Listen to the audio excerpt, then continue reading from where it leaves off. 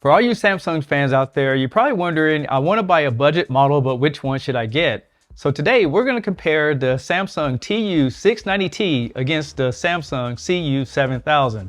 Both of these models are powered by the Samsung Crystal UHD 4K processor. All the panels in the series are vertical alignment panels, or VA, so you get a little bit better dark levels.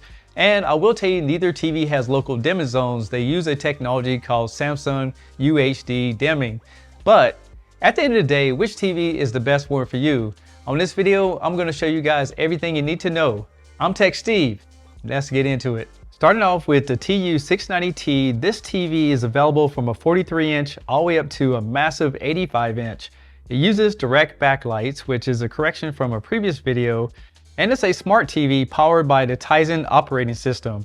This TV doesn't have voice command built in or the remote control that supports it, but you can connect it to Amazon, Google Assistants using the SmartThing application. And for all you Apple users out there, it does support Apple AirPlay 2, so you can stream your devices right over to the television. This TV supports HDR10, HDR10 Plus, and HLG picture profiles, and it has a motion rate of 120 to smooth out some of those 24 frames per second movies. Looking at the back of this TV, you can see it has that traditional Samsung look, and the color on it is titanium gray. Because of the direct backlights, it is a little bit thicker from the side view, and you do have screw holes to mount it on the wall. The feet on this TV are non-adjustable, but they snap in place, so no tools are required. As far as connectivity, this TV has one USB to connect different peripherals like USB thumb drives. It has an Ethernet connection, two HDMI 2.0 for 60 Hz performance, and there's a built-in ATSC digital TV tuner, and there's a fiber optic output. The TU690T also has built-in direct Wi-Fi, so you can send different content over it without connecting to the internet. And additional to that, it supports Bluetooth 4.2, so you can hook up headphones, but at this time it's considered a little bit older as far as technology. Moving on to the Samsung CU7000, this TV is available from a 43-inch all the way up to a massive 85-inch as well, and it uses edge-lit technology, so all the LEDs are around the edge of the panel. This TV also supports HDR10, HDR10 Plus, and HLG picture profiles, and it is a 60 Hz panel, and it also has 120 Hz motion, just like the TU690T. The CU7000 also has a newer advanced operating system than the TU690T that includes different tabs on the side of the television interface, and now you have a dedicated gaming menu hub. This TV does not have a built-in microphone on remote controls, but it will support Alexa, Google Assistant using the SmartThing application, connecting the TV through the software. They're still using the titanium gray on this television, and it has a little bit newer design on the back of it. It still has the snap-in feet, which are non-adjustable, and it is a little bit thinner because of the edge-lit instead of direct LED technology. This TV also has one USB 2.0 Ethernet connection, but now it has three HDMIs, and it has an ATSC TV tuner fiber optic output, and this TV can be connected with an RS-232 using an external dongle. And it has the updated Bluetooth 5.2 for better connectivity. Another thing you should know is that don't look for Dolby Vision on Samsung's TVs. They do not support it. They use their own proprietary format called HDR10 Plus.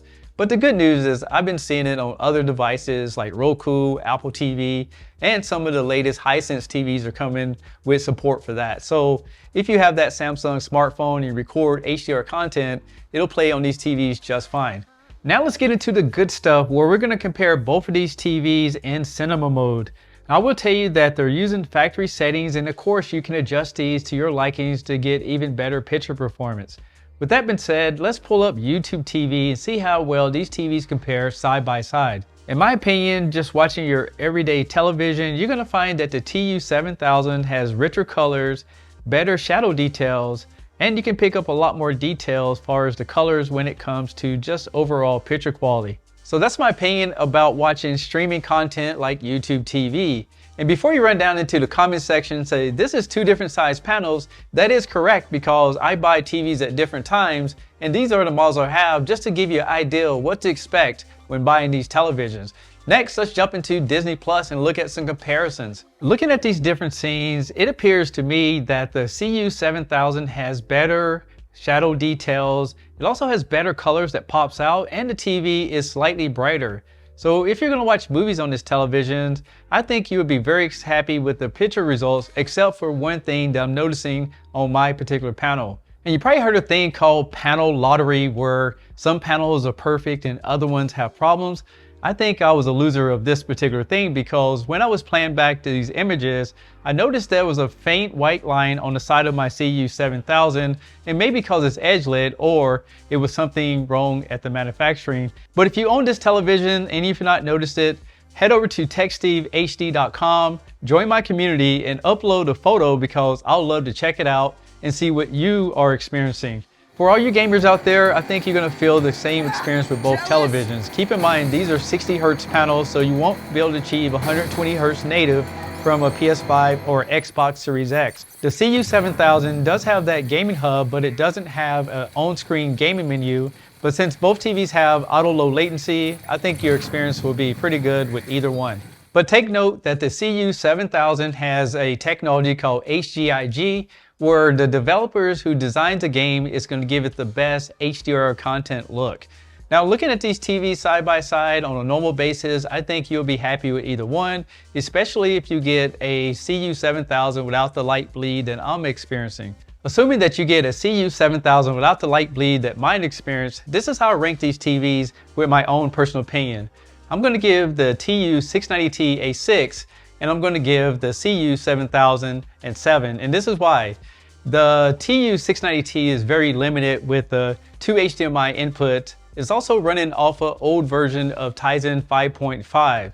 Now, with that being said, it does have direct backlights. It still has a lot of the great features, but I feel like you're going to have a TV that's going to be outdated very soon.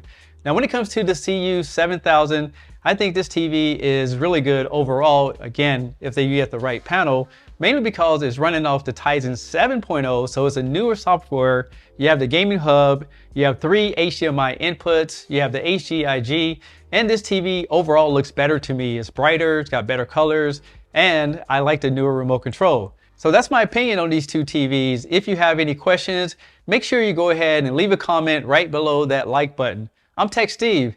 Thanks a lot for watching, and I'll catch you guys on the next one. Peace.